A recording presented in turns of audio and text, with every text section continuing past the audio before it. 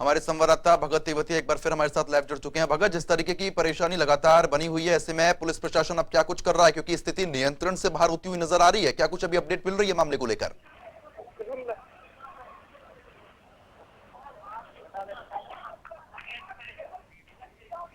भगत, मेरी आवाज पहुंच पा रही है अब तक? जी जी जी। भगत, जिस तरीके से आप ग्राउंड जीरो पर ही मौजूद है, जहां पर ये प्रदर्शन छात्रों द्वारा किया जा रहा है, ऐसे में अभी और क्या कुछ देखने को मिल रहा है? अपडेट क्या है अभी? जी बिल्कुल, यहाँ पर तो जो युवा हैं पिछले करीब 1.5 घंटे से यहाँ पर टिके हुए हैं और उनका यही कहना है कि जब तक उनके जो मांग है उन पर सरकार की तरफ, हालांकि आज जगह जगह पूरे देश में, जगह जगह पूरे प्रदेश के अंदर प्रदर्शन इसको लेकर के चल रहे हैं, लेकिन अभी तक भी जो प्रशासन की तरफ से या ऊपर सरकार की तरफ से किसी तरह की कोई आदेश प्रशासन के पास नहीं पहुंचा है कि युवाओं को कोई ऐसा जो आश्वासन दिया जाए ताकि जो लंबे समय से लोग रोड पर हैं और लंबी लंबी वाहनों की कतार भी यहाँ पर कई किलोमीटर लगी हुई है, तो उन्हें कोई सचमुच जवाब मिले ताकि ये जो युवा यहाँ से हटे और जो आम आदमी है उसको परेशानी का भी सामना न करना पड़े। बिल्कुल, आपके पीछे युवा भी खड़े हुए हैं और इनको देखकर अंदाजा लगाया जा सकता है कि सभी लोग एकत्रित यहाँ पर हो गए हैं। लेकिन अब पुलिस की तरफ से क्या कुछ किया जा रहा है, क्योंकि स्थिति नियंत्रण से बाहर जा रही है? जी बिल्कुल, यहाँ पर देखें तो पुलिस प्रशासन तो यहाँ पर बहुत कम दिखाई दे रहा है और पुलिस एक तरह से अगर है भी तो इधर उधर अपने कहीं बैठे हुए हैं, क्योंकि युवा का जो जोश है वो यहाँ पर समझ देखा जा सकता है कि युवाओं का एक ही बात कहना था कि वो लंबे समय से कोचिंग सेंटरों पर 2-2 लाख रुपए खर्च करके और अपने परिवार के जो उन्होंने वो लगातार कोचिंग दी है और उसके बावजूद सरकार की तरफ से भर्ती न करना और अब दोबारा से ये 4 साल के लिए ये कानून लेकर आना, जिससे स्पष्ट ये है कि युवाओं को बेरोजगारी की और दलदल में धकेलने का जो युवाओं का कहना है कि उन्हें एक तरह से और दोबारा बेरोजगारी को बढ़ावा देने का काम सरकार की तरफ से किया जाए। बिल्कुल, लेकिन ऐसे में कुछ युवा आपके पास है, एक बार बात जरूर करें इनसे। जी जी बिल्कुल, बताएंगे आप क्या मांग है आपकी, क्या इन मांगों को लेकर? जय हिंद जय भारत। हमारी मांग ये है, हमको तकरीबन 2 साल से मोदी सरकार ने पागल बनाया हुआ, कभी कोरोना कभी कुछ। हमारा पूरे डॉक्यूमेंट जमा हो चुके, हमारा police verification, medical test, physical test हो गया है, ठीक है। हमको मोदी सरकार सिर्फ गुमराह कर रही है। मोदी सरकार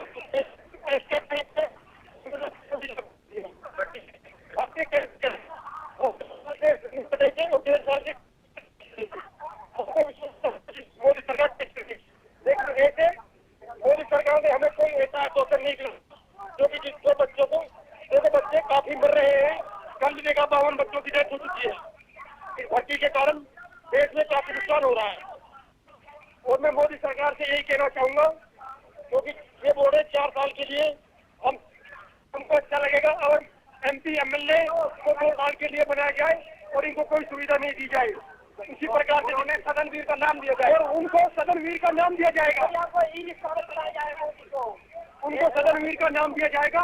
जो MP MLA जितने भी हमारे बड़े बड़े नेता हैं, उनको सिर्फ हमारी मांग है उनको 2 साल के लिए रखा जाए।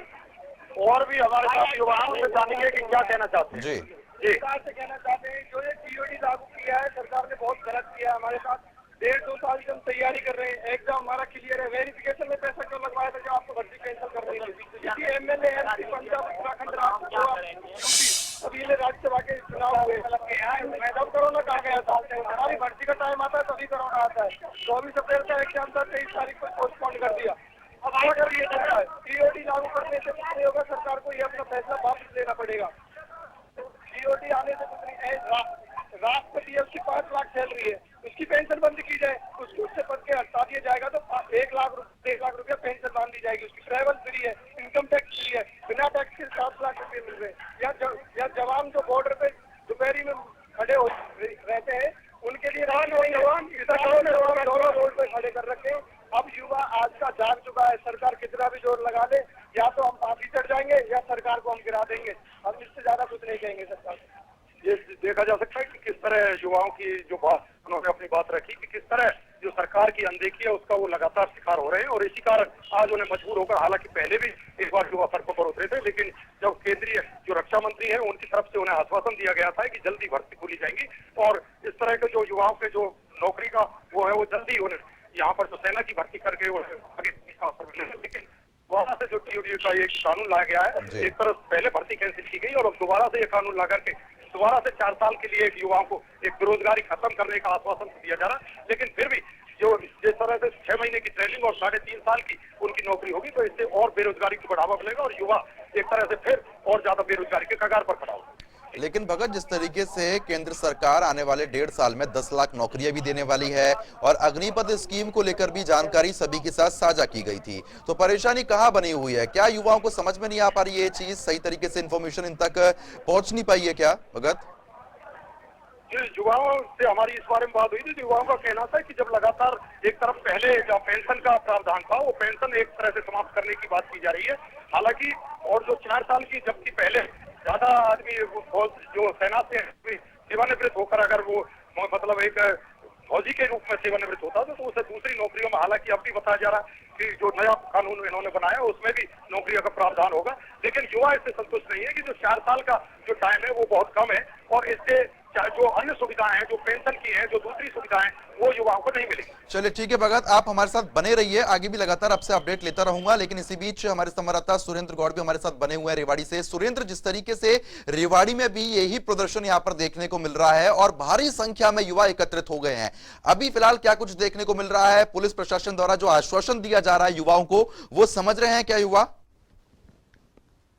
जी बिल्कुल, अगर बात करें तो लगातार ये प्रदर्शन पहले भी होते रहे हैं, लेकिन आज जिस तरीके से अग्निवीर की जो भर्ती की घोषणा की गई है, उसके बाद कहीं ना कहीं आप जो युवा है उनमें कहीं ना कहीं रोष देखने को मिला है।